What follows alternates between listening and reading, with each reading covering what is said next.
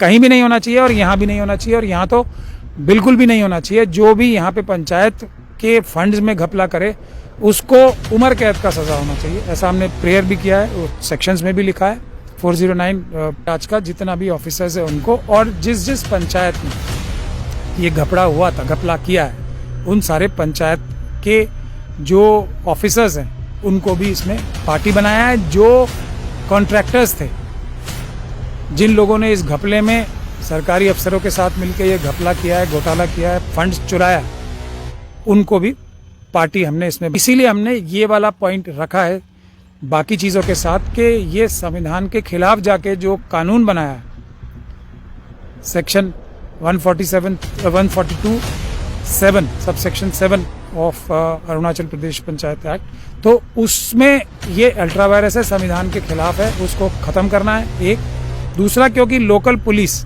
और लोकल प्रशासन कुछ भी नहीं कर रहा है तो ये केस सीबीआई को ट्रांसफ़र करना है। इसमें हमने केंद्र सरकार के ऑफिसर्स को भी पार्टी बनाया है। साई शिवा और के साथ 2 लोगों ने और एक PIL डाला है पंचायती राज के बारे में। अरुणाचल प्रदेश में जो पंचायती राज का जो फंड्स है और जो प्रोसीजर है कि सारा पैसा पंचायती राज के जो पंचायत के इलेक्टेड निर्वाचित सदस्य हैं उनको हिसाब से ही उनसे पूछ के खर्चा होगा, वो नहीं होता है। कम से कम पिछले 8-10 साल से नहीं हो रहा है, उसका पिटीशन डाला है। तो पंचायती राज में घपला जो फंड्स का हुआ है, जो करीब जो 14th फाइनेंस कमीशन है उसमें 800 करोड़ का, और जो अभी चल रहा है 15th फाइनेंस कमीशन वो करीब 900 करोड़ का घोटाला होने का, उसमें हेर फेर करके उसको गलत जगह खर्च करने का, पैसा बिना बताए खर्च करने का, किसी कागज़ में कुछ दिखाने का और खर्चा करने का ही नहीं, और कागज़ में कुछ दिखाने का और खर्चा किसी और चीज़ पे करने का। यहाँ तक कि कोरोना का जो टाइम था उसमें भी जो कोरोना का मास्क है वो भी पंचायत का पैसा से ख़रीदा। ये सब करीब 1,500 करोड़ से भी ज़्यादा का घोटाला के बारे में PIL डाला। पंचायती राज 1993 में 1993 में 1988-89 में पहले राजीव गांधी के टाइम पे पंचायती राज को गांव तक पहुंचाने के लिए संविधान में अमेंडमेंट हुआ था, जो 1993 में संविधान का धारा 243 में अमेंडमेंट आया कि जो ज़मीन पे लोग हैं, जो गांव में लोग हैं, उन्हीं के हिसाब से सरकार का पैसा खर्च होगा, देश का पैसा खर्च होगा। पंचायत के जो गांव के मेंबर्स हैं, पंचायत के लोग ही ये बता सकते हैं कि हमें किस चीज़ के लिए पैसा चाहिए, किस चीज़ के लिए नहीं चाहिए, और हमारे देश का पैसा कैसे खर्च होगा। ये 1993 में कानून आया था। इसमें यह कहा गया था कि हर 5 साल में पंचायत का इलेक्शन होगा और सारा पैसा जो सरकार, केंद्र सरकार देगा और राज्य सरकार भी जो सेल्फ गवर्नेंस के लिए, यानी कि लोग अपना राज खुद करें, लोकल सबसे छोटे लेवल पे भी, उसमें वो सारा पैसा पंचायत के मेंबर्स से पूछ के खर्च होगा, उनके सिग्नेचर से खर्च होगा, और सरकारी पैसा आने के 15 दिन के अंदर अंदर खर्च होगा। ये सारा प्रावधान बनाया गया था, और ये भी प्रावधान बनाया गया था कि सेंट्रल गवर्नमेंट भी कोई पैसा रिलीज़ ही नहीं करेगा जब तक कि पिछली बार का दिया हुआ पैसा जो बजट में था उसका हिसाब किताब नहीं दे दिया जाता, और आगे का भी कोई पैसा तभी मिलेगा जब पिछले का हिसाब किताब केंद्र सरकार को भी दे दिया जाएगा और राज्य का असेंबली में भी प्लेस कर दिया जाए। इतना अच्छा सेफगार्ड्स बनाने के बाद भी अरुणाचल प्रदेश जैसा राज्य में जो चाइना के बॉर्डर पे है, इतना बड़ा घोटाला, और यहाँ बहुत सारी चीज़ों में भी घोटाला होता है, तो राज्य सरकार की मर्ज़ी के बगैर, चीफ मिनिस्टर, चीफ सेक्रेटरी की मर्ज़ी के बगैर होना बिल्कुल इम्पॉसिबल है। ऐसा इस पिटीशन में डाला गया है। इस पिटीशन में ये जो ताई शिवा साहब का है और इनके 2 साथियों का, सबसे महत्वपूर्ण बात यह है कि इन लोगों ने खुद मेहनत करके गांव-गांव जाके सबूत सारा इकट्ठा किया, RTI के माध्यम से इकट्ठा किया, ज़मीन पे जाके चेक भी किया कि ये रिकॉर्ड में ऐसा लिखा है पर ज़मीन पे कुछ खर्चा नहीं हुआ है। ये बहुत मेहनत करके इन्होंने ये सारा मटेरियल इकट्ठा किया, डॉक्यूमेंट्स भी इकट्ठा किया, और डॉक्यूमेंट से साफ नज़र आ रहा है कि बहुत बड़ा सैकड़ों करोड़ से भी ज़्यादा, 1000 करोड़ से भी ज़्यादा घोटाला हुआ है। अब महत्वपूर्ण बात यह है कि इन लोगों की मेहनत से राज्य सरकार को मजबूर होकर कुछ FIRs भी दर्ज करना पड़ा। एक FIR 2022 में दर्ज हुआ, 2024 में भी एक FIR दर्ज हुआ।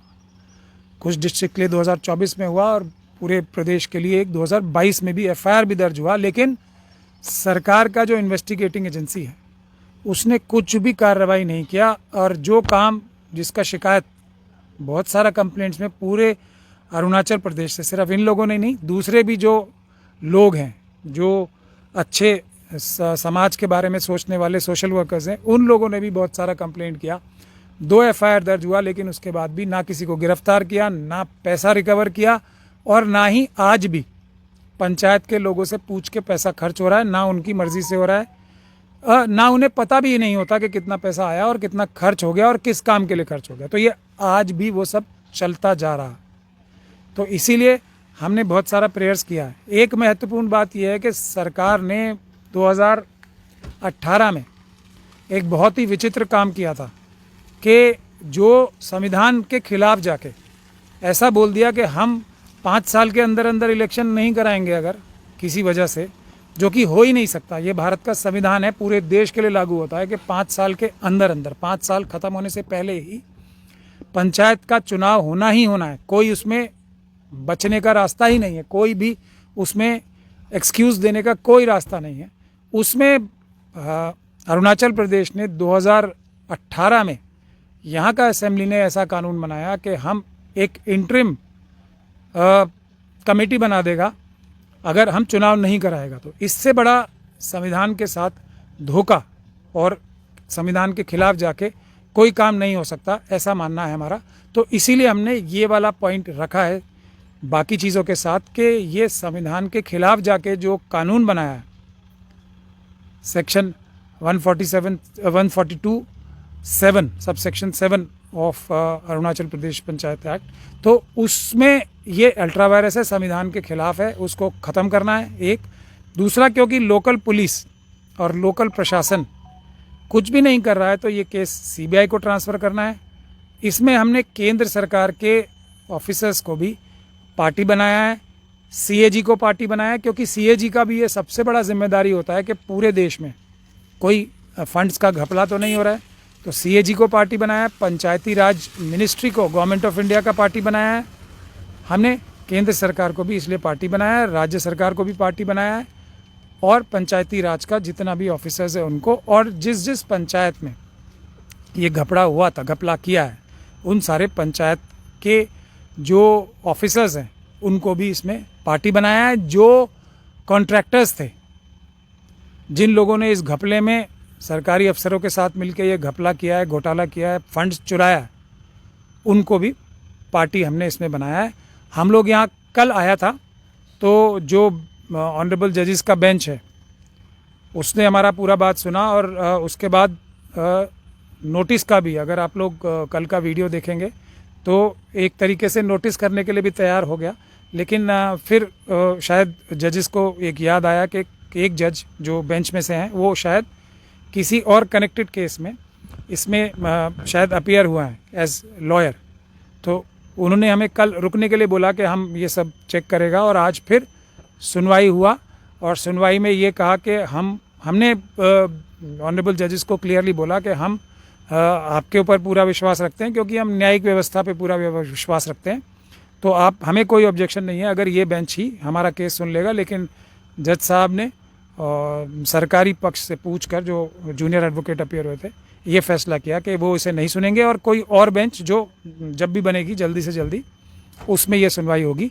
मेरा आखिरी बात अरुणाचल प्रदेश की जनता से और देश की जनता से ये कहना ज़रूरी है कि अरुणाचल प्रदेश देश का सबसे महत्वपूर्ण राज्य है।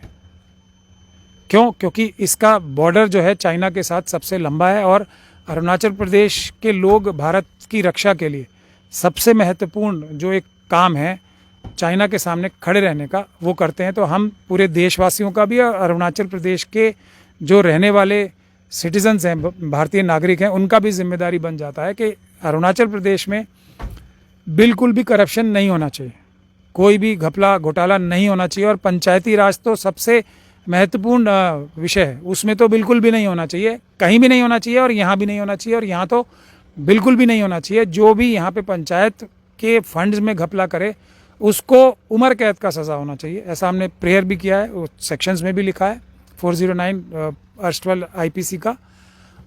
तो प्रदेश की जनता को भी एकदम एक्टिव होना है।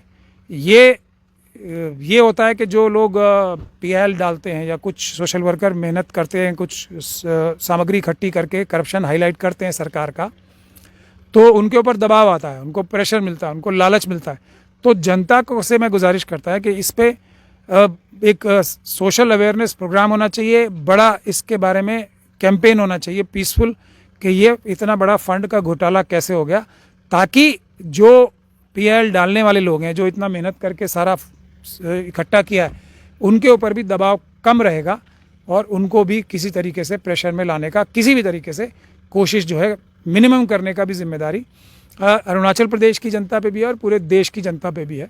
ऐसा भी मैं रिक्वेस्ट करना चाहता हूँ अरुणाचल प्रदेश की जनता से कि इस केस को खास तौर से निगरानी करें, क्योंकि इससे पूरे पंचायत, हर एक पंचायत में, हर एक गांव में बहुत सारा फंड जो दिल्ली से भी आता है और यहाँ के प्रदेश के लोगों का मेहनत का कमाई से भी जो पैसा आता है वो सही लोगों को मिल सकेगा, और ये बहुत बड़ा पैसा हर पंचायत में मिल पाएगा। उसमें बड़ा घपला हो रहा है तो पूरे प्रदेश के लोगों को, खास तौर पे जो स्टूडेंट्स यूनियन है, अभी यहाँ पे चुनाव भी चल रहा है स्टूडेंट यूनियन का भी, तो मैं सब स्टूडेंट से भी रिक्वेस्ट करूँगा कि आप लोगों का भविष्य जो है डिपेंड करता है हर एक पंचायत में। अगर आपको अच्छा एजुकेशन, अच्छा इंफ्रास्ट्रक्चर मिलेगा तो आपके सबसे ज़्यादा फायदे में स्टूडेंट्स के और यंगस्टर्स के लिए है। तो यंगस्टर्स को इसको अपना पर्सनल इशू बना के इस पे कैंपेन लॉन्च करना चाहिए पीसफुल, ऐसा भी रिक्वेस्ट मैं करता हूँ। तो सर कोर्ट का क्या अपडेट है फाइनली सर? फाइनली अभी हमें ये बोला है, हमें कल रुकने के लिए बोला था, हम रुक गए हैं यहाँ पे। हालांकि हमारा बहुत इंपॉर्टेंट केसेस दिल्ली में भी लगा हुआ था, लेकिन अरुणाचल को हम सबसे इम्पोर्टेंट स्टेट जैसे बोल रहा है मानता है, तो इसलिए हम यहाँ का करप्शन रोकने के लिए, सरकार का करप्शन और अधिकारियों का करप्शन रोकने के लिए खुद रुका है यहाँ पे।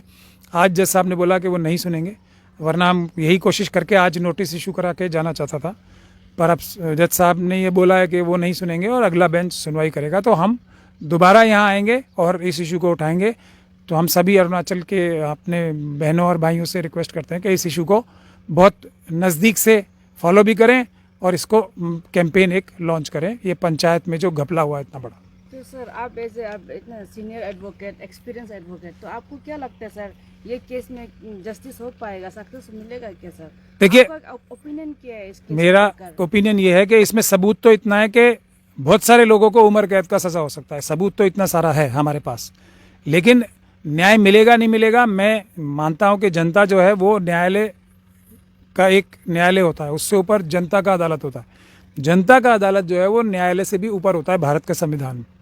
तो जनता का ये बहुत ज़रूरी है जनता के लिए कि वो एक इसके ऊपर पीसफुल कैंपेन करे। तो न्यायालय के ऊपर भी अगर कोई, बहुत सारे लोग आजकल तो दबाव बनाने का चेष्टा करते हैं, तो उनका भी हिम्मत नहीं होगा अगर पब्लिक इसके साथ खड़ा होगा। और ये मैं पूरे देश के लिए कहता हूँ कि अगर ये करप्शन के केसेस में जो वीकर सेक्शंस हैं, शेड्यूल कास्ट, शेड्यूल ट्राइब खास तौर पे, और माइनॉरिटीज़ के लोग जो हैं, उनके ऊपर अत्याचार रोकने के लिए 80% जो है न्याय मिलता है सड़क पे पीसफुल प्रोटेस्ट करने से, 20% न्याय मिलता है अदालत से।